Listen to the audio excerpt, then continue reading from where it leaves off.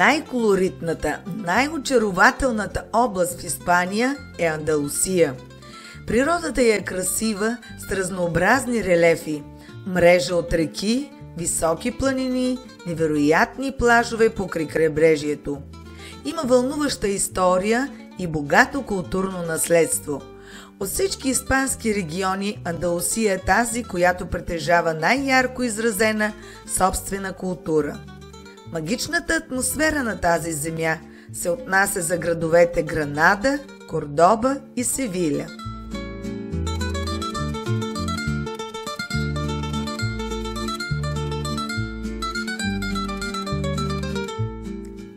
Нерха е първият град, от който започва нашето пътешествие в Андалусия. Намира се на около 50 км от Малага с площ от 85 квадратни километра и население 22 000 жители. Характерен е с типичните се андалусийски бели улички и кипри малки площади.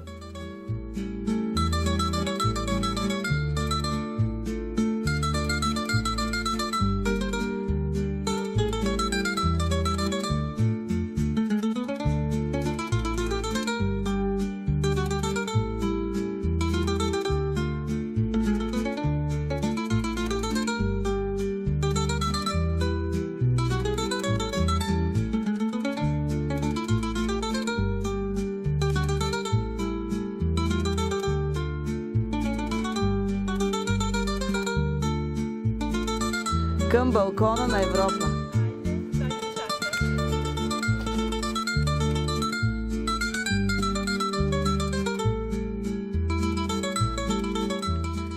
Рано сутринта градът още не се е събудил.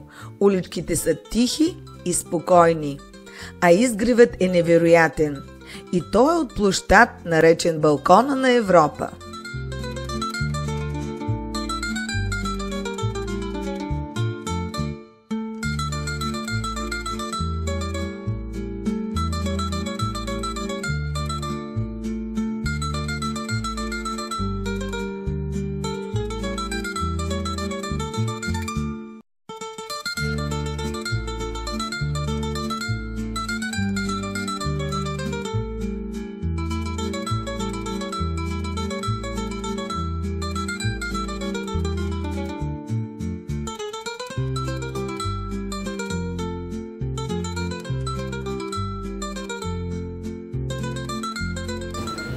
Земното кълбо, Италия, България, а ето тук е Стара планина и връх Ботев.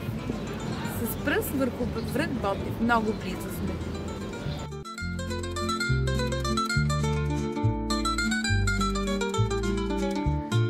Тук е имало крепост през 1509 година, за да осигури защита на крайбрежието срещу нападенията на берберските пирати.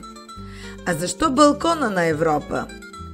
Популярно схващане е, че това име е дадено от крал Алфонсо XII, който посетил града след едно разрушително земетресение през 1884 година.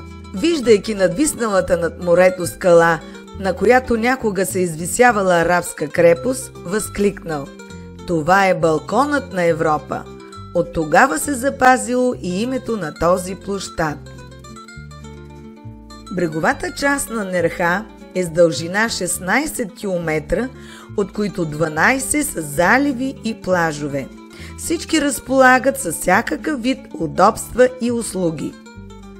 Старото име на градчето е Нериха, което означава благодатна пролет и от което произлиза и днешното име на града.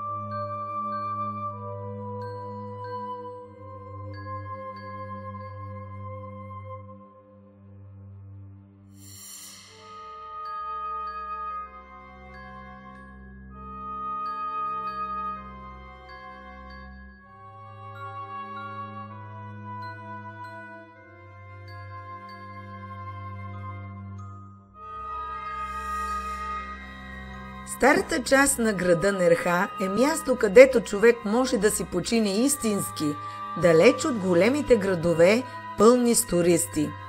Живописният стар град е противоположен на оживените площади на големите градове.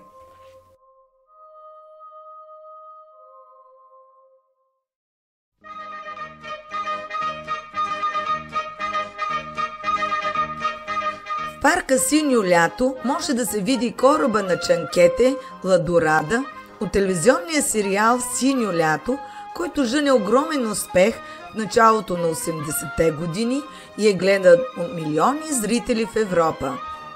Децата очакваха с нетърпение всяка серия на малкия екран и приключенията на тайфата от 5 момчета и 2 момичета и двамата възрастни, стария моряк от лодката Чанкете и художничката Холита. Сериалът прави тяхното градче Нерха популярна дестинация в Испания, а в наши дни един от героите, Тито, е екскурзовод по тези места.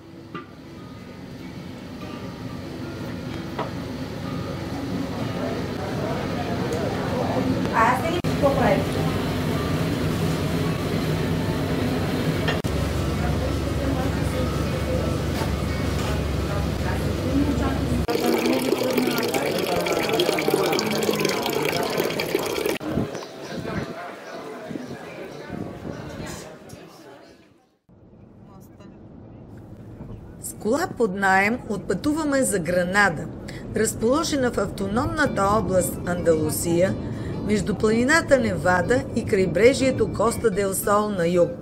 Гранада е благословена с географското си положение, изобилие на вода и исторически паметници.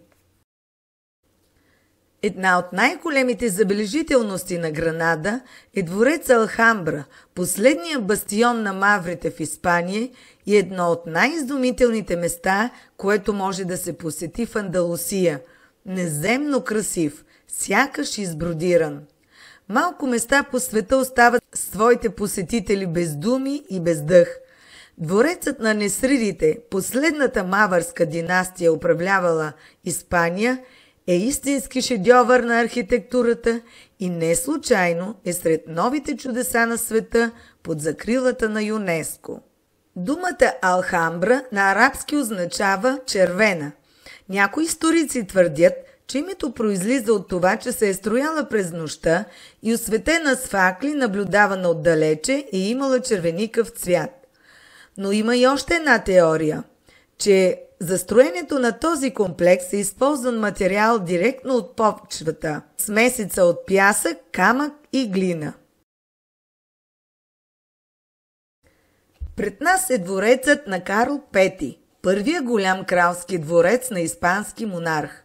Една от най-красивите ренесансови сгради. За да бъде символ на християнската власт, новият дворец е трябвало да бъде изграден в стил ренесансов класицизъм. Преобладаващите прави, вертикални и хоризонтални линии излъчват строгост. Архитектът е избрал модел на кръгъл вътрешен двор, вмъкнат в квадрат. Тази комбинация била абсолютна новост за Испания. Кръглият вътрешен двор има две нива. Долното се състои от дорийска, а горната част – юнийска колонада. Това наподобява римската архитектура.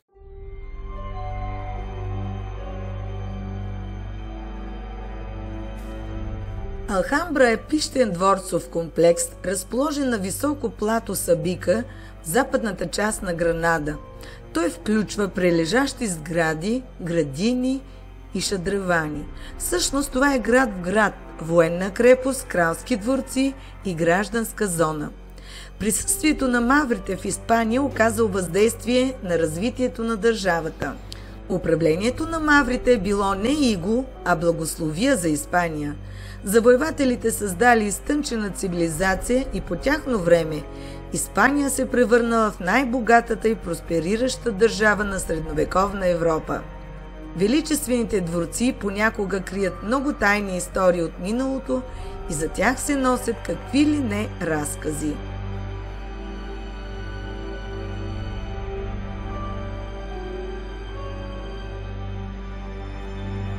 Кои са строителите на Алхамбра? За първоначалния строител се смята Мохамед I, основателя на династията Насрид, последното мюсюлманско управляващо семейство в Испания. В 1238 година бил положен първия камък на Алхамбра. Дворцовите сгради, които виждаме днес, са от 14 век. Най-красивите части на комплекса са построени по времето на султан Мохамед V. Султан е бил ценител на красотата и изкуството, приятел на художници и архитекти.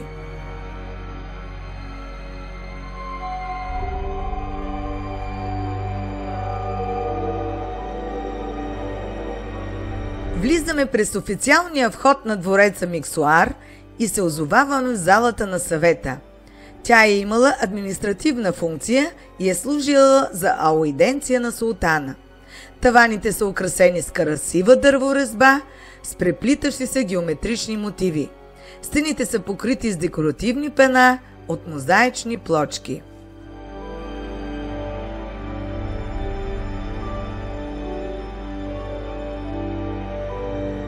Скромна е за нашите представи официалната фасада на входа на двореца Комарес. И тук е спазен характерния за ислямския дворец модел. В центъра, вътрешен двор, има малък, но красив фонтан. Влязохме в златната зала, построена по времето на Мохамед V. Служила е като чакалня за посетителите на двореца Комарес. Използва се от съдебните администратори за записване присъдите на султана. Нарича се златна, защото след християнското завоевание през 1499 година таванът е изрисуван с позлатени орнаменти и хералдически знаци. Името Комарес, според някои, идва от две арабски думи, означаващи „отвори си очите и виж“, което е начин да се подчертае красотата на мястото. Този дворец е бил официалната резиденция на владетеля и център на политическия живот.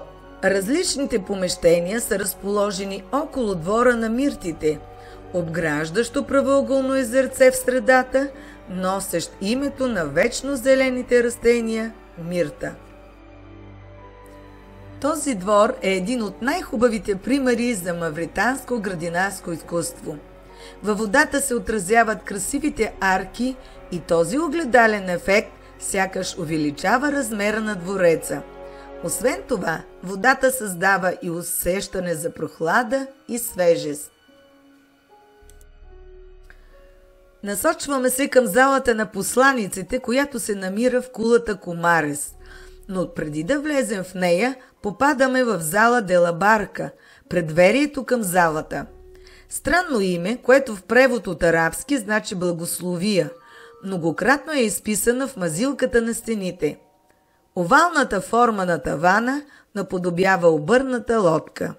Красивият таван е изработен от инкрустирана борова дървесина.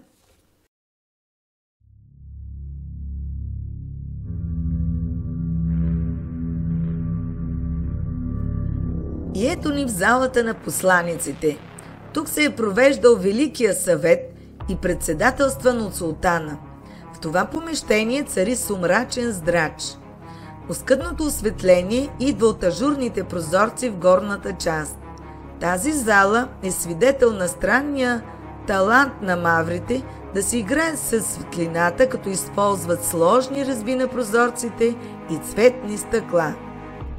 Така светлината пада върху стените на залата и ги обгръща в блестящо сияние.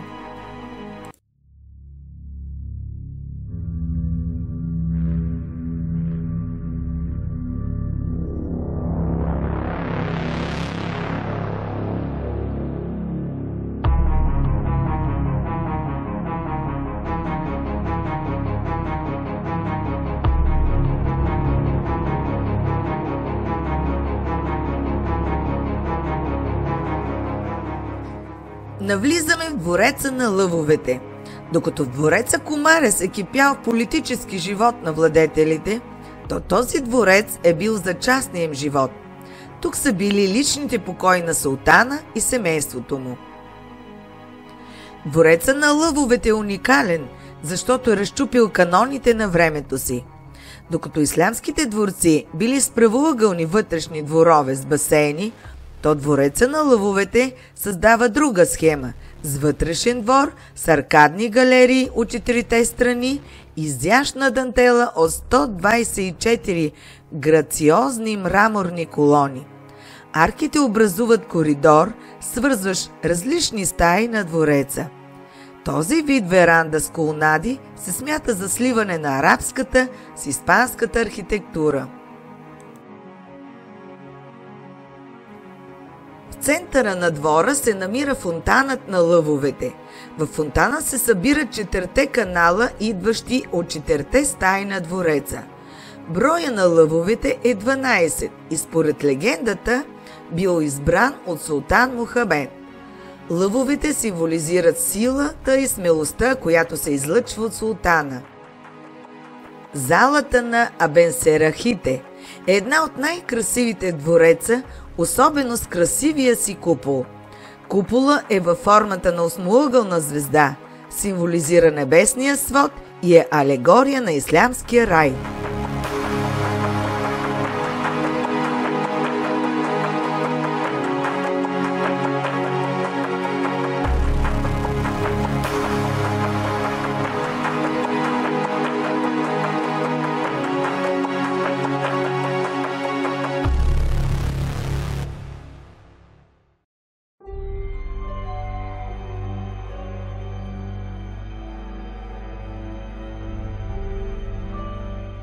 Залата на кралете ни впечатлява с картина, изобразяваща 10 владетели от династията Несриди.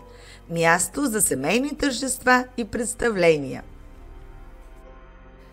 Залата на двете сестри е най-впечатляваща с таванът, който е изключително красив и се смята за абсолютен шедьовър на ислямското изкуство, а пчелната пита е изработена от 5000 парчета. Погледнеш ли към 8-лъчевата звезда на купола, имаш усещането, че виждаш сталактити.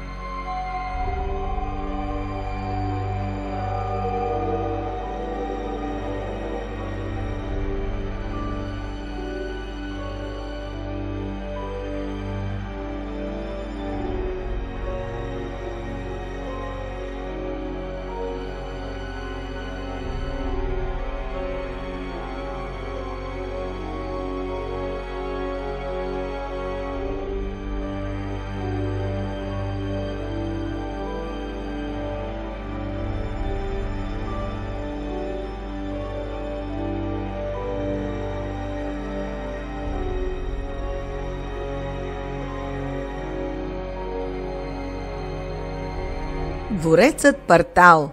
Нарича се така заради запазения красив портик с 5 арки, които се отразяват големия правоъгълен басейн пред тях. Имал е много имена, но в края на 18 век получава името Дамската кула. Това е най-важната от многото сгради, в които са живяли хората от свитата на султана. Те били построени около кралския дворец през арабската епоха. Украсата на този дворец е най-старата от запазените в Алхамбра и се приписва на периода на Мохамед III. Дворецът е добър пример за красивия огледален ефект върху водата на басейна, толкова характерен за Алхамбра.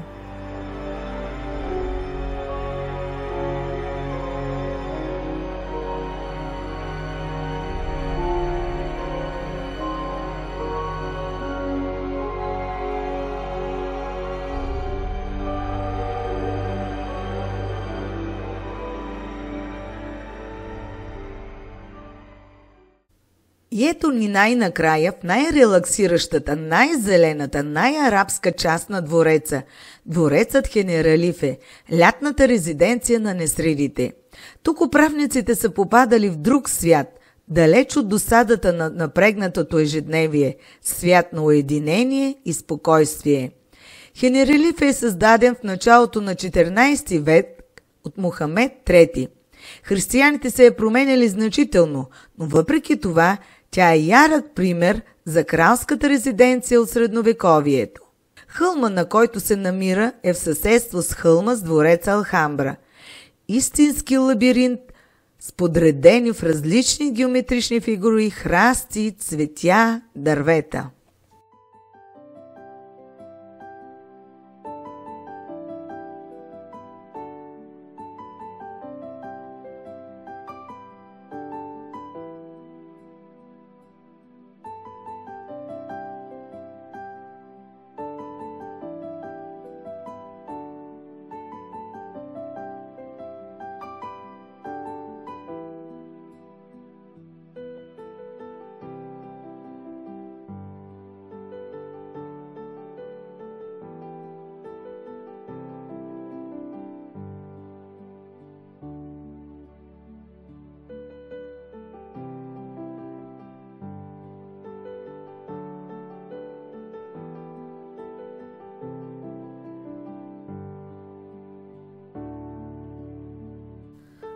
Алхамбра е защитено с кули, стени и различни по големина порти място, вътре в което всеки един султан, според времето си, през което е управлявал, е строил и престроявал палати, джамии, градини, бани или хамами, канали. По-късно католическите крале изграждат църкви на мястото на джамиите.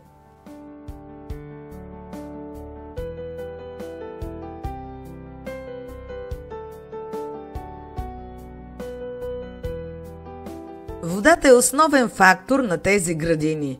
Тя присъства под формата на канали, басейни, фонтани и каскади. Още по времето на Мохамед I инженерите създават план, базиран на събиране на течащата вода в язовир на няколко километра от цитаделата, копаят канали около възвишенията, за да насочат водата. Това е отлично работеща водоснабдителна система, която хваща и водите на река Даро над хълма и я спуска през тунел дълъг 7 км. От този тунел се захранва мрежата от резервоари и канали, през които водата стига всички растения и фонтани. Най-атрактивната част от цялата водоснабдителна система е водното стълбище.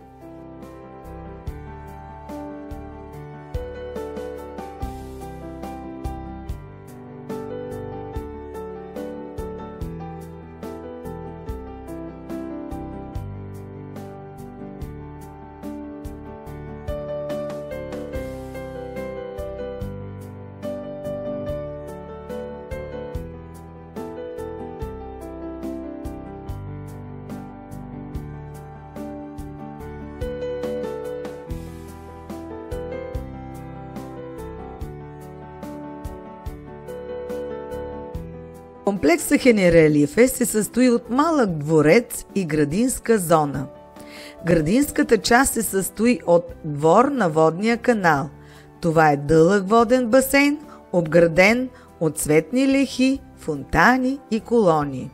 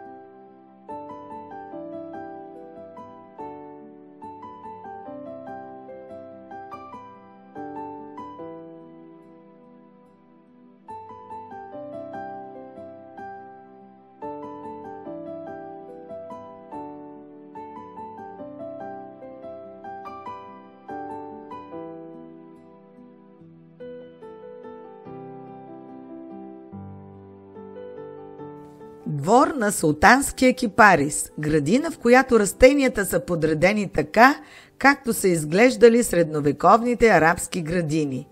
Нарича се така, защото тук се намира изсъхналия вече ствол на кипариса, свидетел на любовна история на съпругата на султан Боабдил.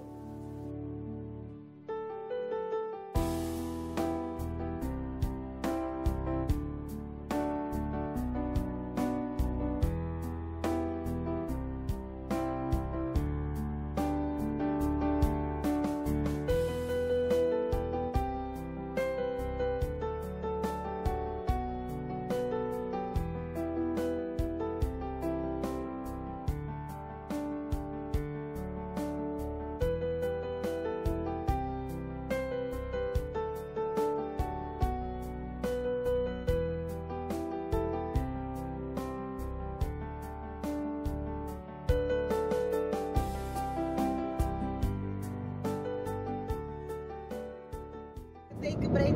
Driver, take a break. Coffee. Вече сме в Кордоба, едно много хубаво хотелче.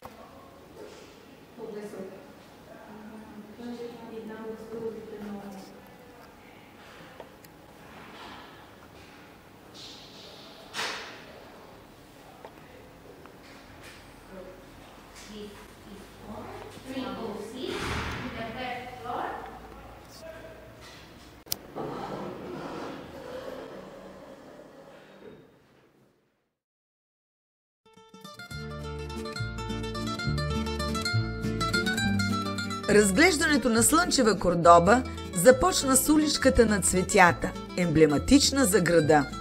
Тясна кълдъръмена улица с украсени стени с аксиени цветя.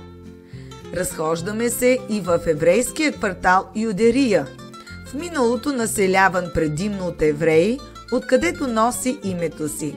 Чаровен лабиринт от тесни улички, бели къщички, превърнати в сувенирни магазинчета и много цветя. Място свидетел на богата история. Евреите не само оцеляват през всички превратни епохи, но след 8 век, по времето на Омайядския халифат, изграждат интелектуален и културен елит, допринесъл за славата на средновековна Кордоба. Именно тогава се оформя този квартал, който се счита за най-автентичния в Испания.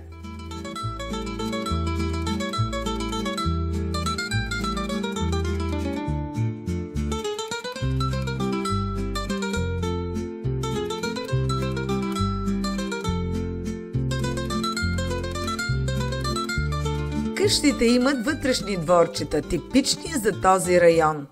Обичайно те са изпълнени с много зеленина и саксии с пъстри цветя по стените и това им придава изключително обаяние и чар. Влязохме в един такъв вътрешен двор, украсен с много цветя и колони от 8 век. Сега тези частни вътрешни дворчета са атракции за туристите.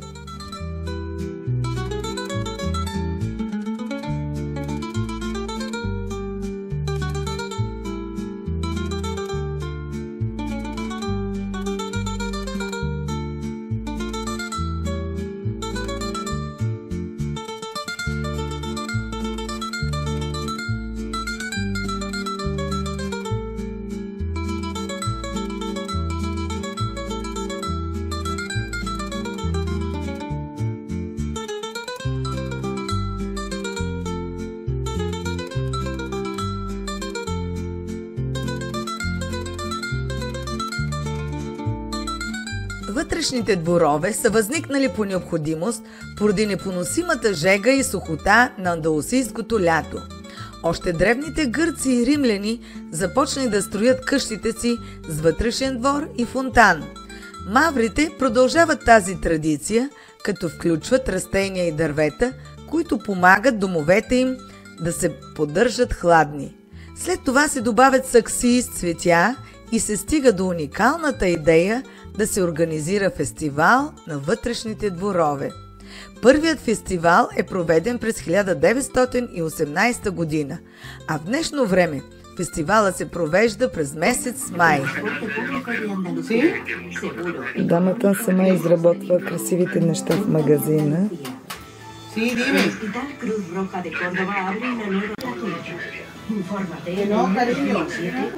Mañana se te darán más. Hola, quise traerle cremita comprar en exceso, agua o productos líquidos.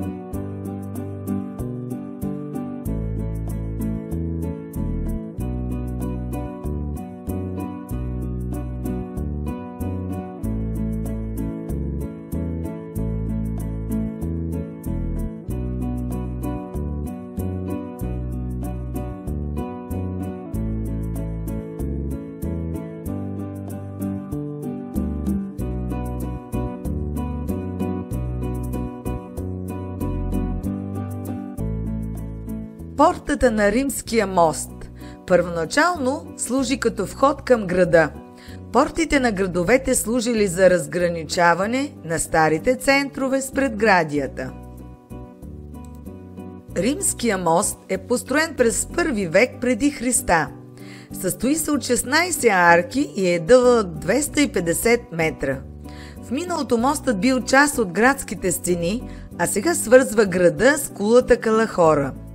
През средните векове изпълнявал важна роля при боевете за освобождаване на града от войските на Петър I, известен още като Петър Жестокия. Издига се величествено над река Гуадалкивир. Река Гуадалкивир е единствената плавателна река, минаваща през територията на днешна Испания. Именно заради нейното стратегическо значение, римляните основават тук този град. Кордоба се превръща в влиятелен пристанищен град, използван за доставка на зехтин, вино и пшеница.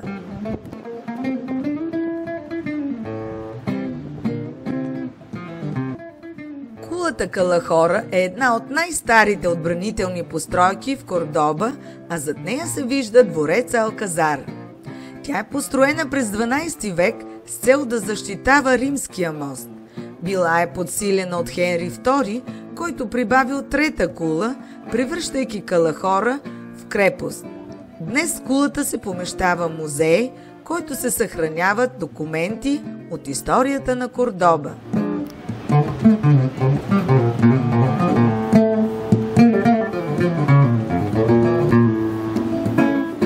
В центъра на моста е статуя на архангел Рафаил, покровител на града.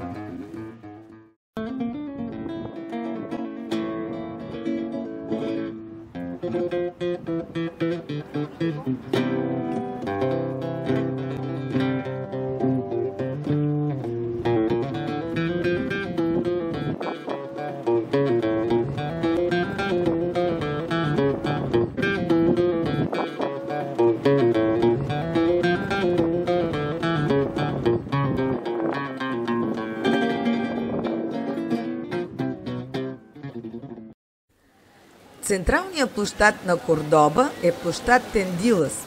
Негов символ е величествената статуя на Гран Капитан, възседнал кон, намира се в средата на площада и заобиколен от красиви фонтани.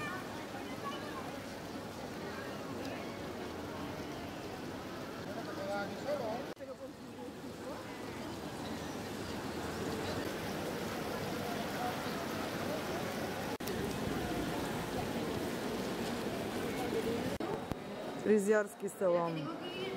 Много шарен. Тази кафетерия ще се... Здраве! Щастливи и доволни, нали?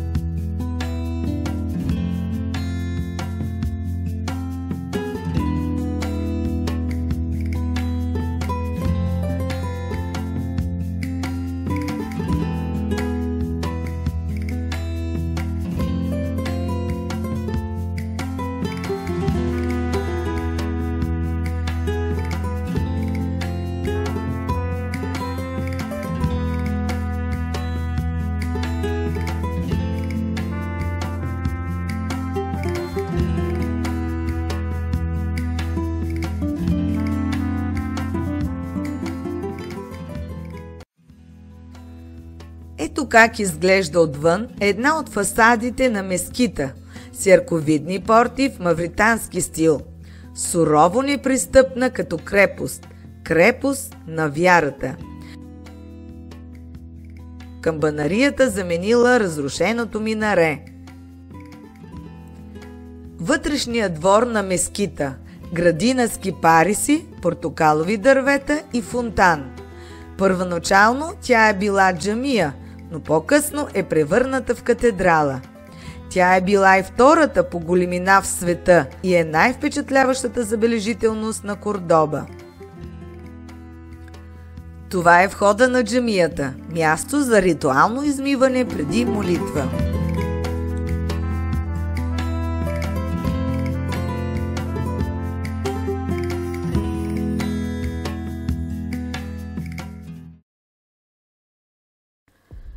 И ето, че сме в молитвената зала. Гледката е зашеметяваща. Пред погледа ни се открива гора от каменни колони, 856, поддържащи колонада от арки от камък и червена тухла. Изградени са от яспис, оникс и мрамор. Тази гора от колони е отличителна черта на храма, с която той се разпознава по цял свят. Арката в стил подкова е често срещана в архитектурата на вестготите. Има и много богато декорирани ниши за молитва, от които най-впечатляващ е михрабът. От тук имамът е водил молитвите. Построена между 8 и 9 век, името мескита идва от арабската дума, което означава джамия. Тя е символ на историческите епохи, през които минава Кордоба. Строежа започва от емира на Кордоба, Абдул Рахман, в памет на любимата му съпруга. В джамията се съхраняват част от кост на пророка Мохамед, която я прави едно от знаковите места по онова време.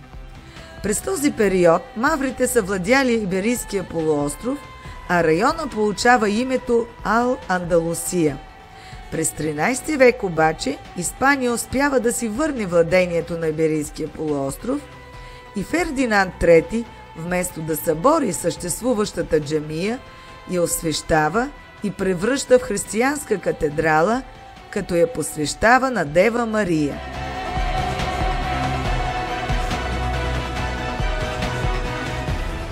Всеки от владетелите остава своя отпечатък върху архитектурата и интериора на катедралата. Ето е и катедралата. Пишна украса, натрапчива, с бляскаво осветление. Целта е да се внуши триумфа на християнството над исляма.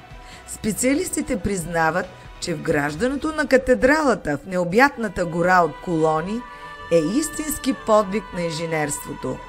Катедралата заема част от ламескита. По този начин се оформят два смислови центъра – михраб и олтар. В архитектурата на това пространство се вписват и два големи органа. Украсата е в готически стил и барок.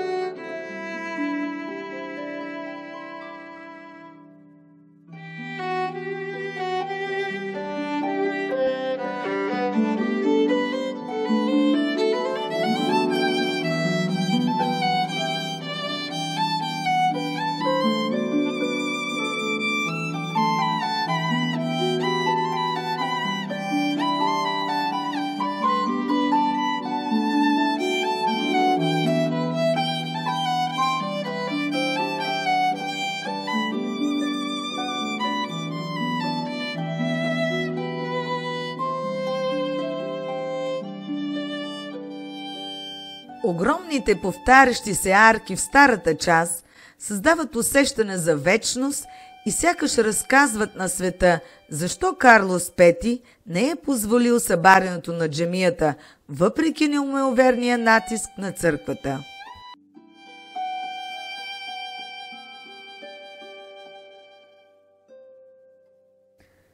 Камбанарията, която е заменила някогашното минаре, е висока 54 метра. Построена е от Абдал Рахман като минаре на мескита.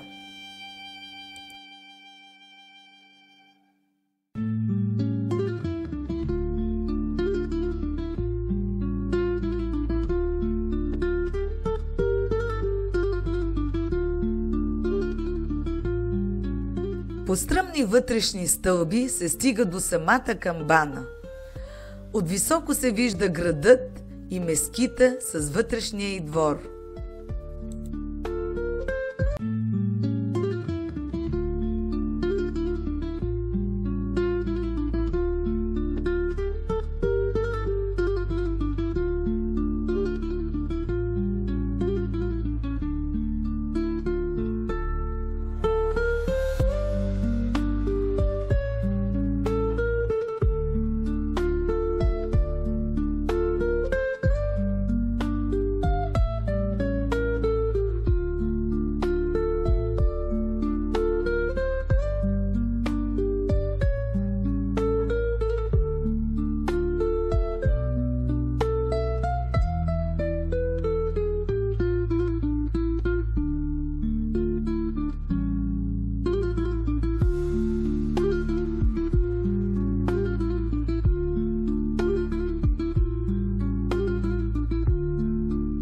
Прекрасен е град Кордоба с великолепните си архитектурни паметници на културата, с тесните улички и красиви сгради, боядисани в бяло и декорирани с цветя.